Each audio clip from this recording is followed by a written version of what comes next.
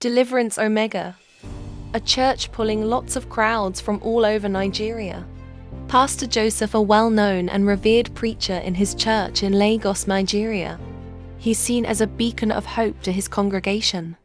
Known for his deep spirituality, kindness, and powerful sermons.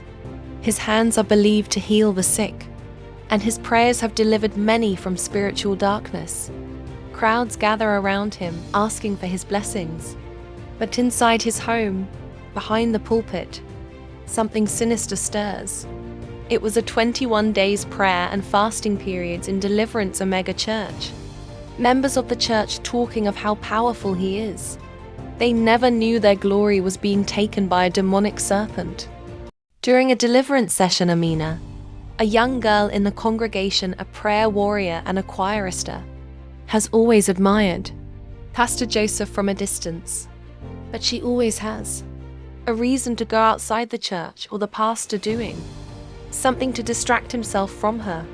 Unknowingly to her, she was carrying a light that even the pastor always want to flee from her presence.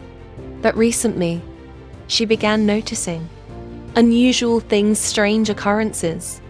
During her late-night prayers, unexplained chants from his chambers, and his sudden uncharacteristic mood swings. In a dark, secluded room of the church mansion, Pastor Joseph's life is far from the righteous image he projects. A serpent woman named Zainab, clothed in the guise of beauty and grace, has ensnared him with her hypnotic powers. Though she appears kind and innocent on the outside, Zainab has long held him in a spiritual cage. She demands sacrifices and keeps the pastor bound to her every whim. He is a man trapped between his calling and the demons he cannot escape. One night, after a sermon service during the fasting period, Amina went to ease herself at the other side of the church, but she noticed an unusual sound coming from the hallway. She followed the sound of muffled voices to the pastor's chambers. There, through a crack in the door, she saw the pastor kneeling before the serpent woman, bound in spiritual chains. Amina was shocked with bewilderment. She decided to confront her parents, who refused to lean on the truth.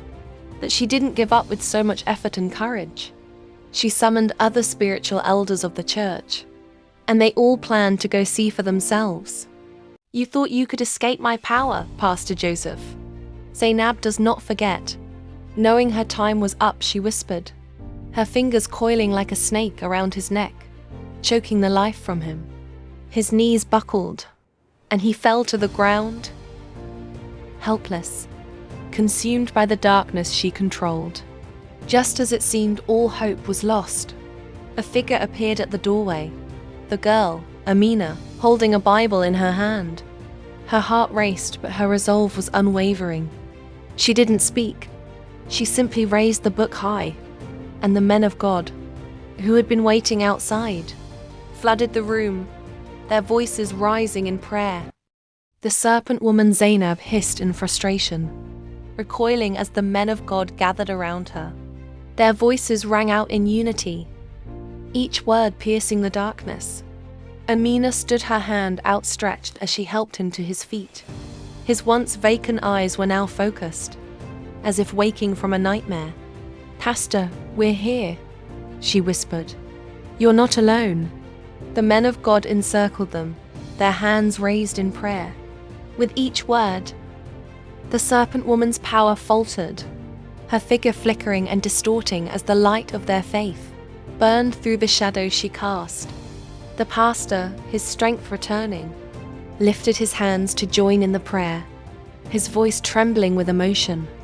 "Lord, break the chains," he muttered. The words raw with repentance and hope. The serpent woman screeched, her form disintegrating into smoke as the prayers of the faithful grew louder, stronger. With one final cry, she vanished, leaving only silence in her wake.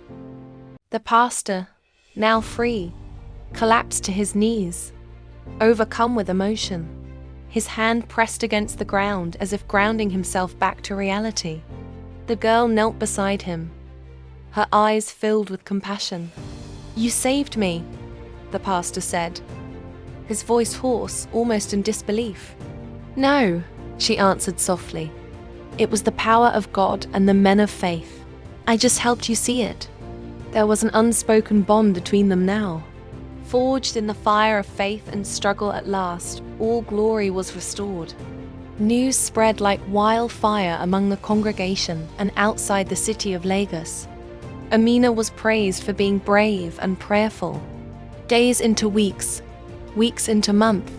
After much confessions, Pastor Joseph couldn't survive it. He gave up the ghost.